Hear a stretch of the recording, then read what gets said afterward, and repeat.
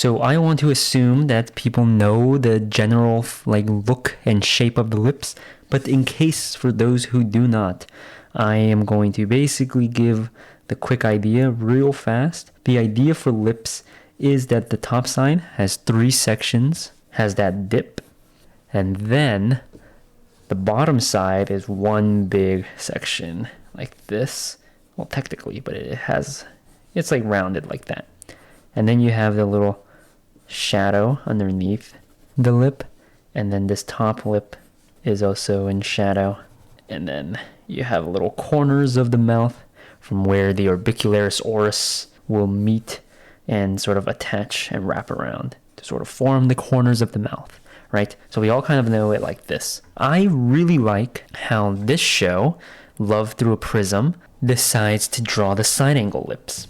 So the problem generally with anime side angle is that it can be very, very flat. It can kill a lot of the form of anime being 2D and everything and cartoony. Someone that I know who worked at Netflix on their animation team, and he said that when possible, he likes doing a little bit of like not a 3/4 and not a full side, but a little bit halfway between those two.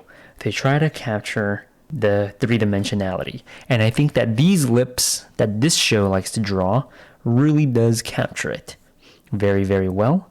So let's break it down.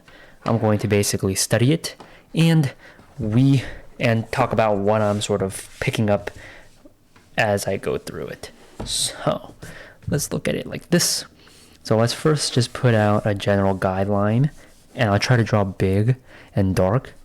And then here we have the eyeball in the side view, which is a good to know and learn the eyeball in the side view, like this.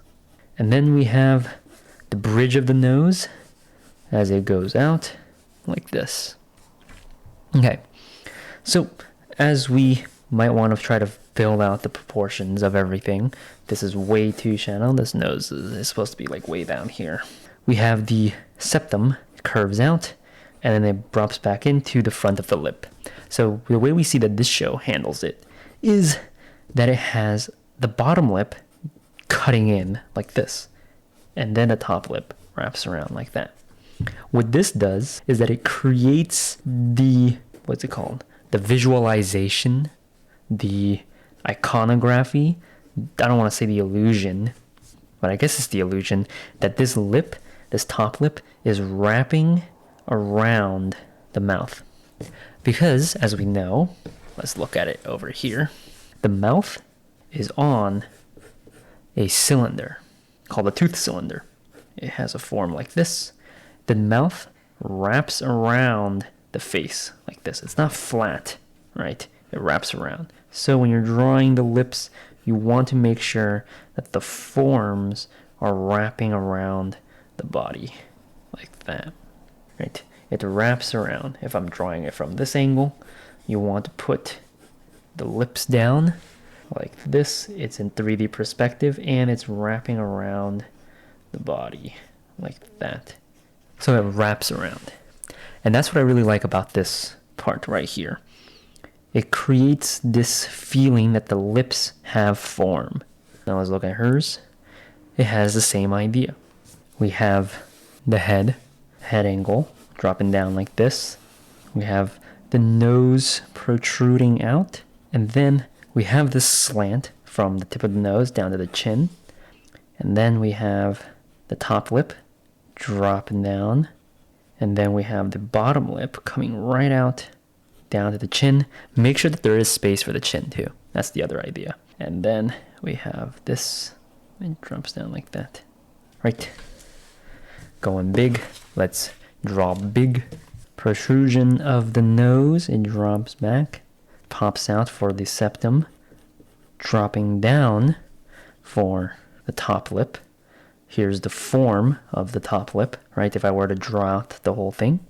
We have the bottom lip like this. And then there's space for the chin.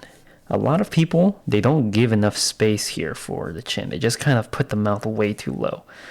So that's something to always keep in mind That too. So like some like common mistakes that I see is the mouth is way too low on the face. I would probably try to lean more towards having the mouth be higher up near the nose rather than near the chin. If you have to lean one way, lean more up here. Have the mouth more closer to the nose, like that. Let's draw the full face from the side view. Head going down, right? Practicing your loomis. The eyes are in perspective, so they're pretty forward, and that's the shape of the eyeball from the side view. We have the brow ridge, which is here, dropping down to the bridge of the nose.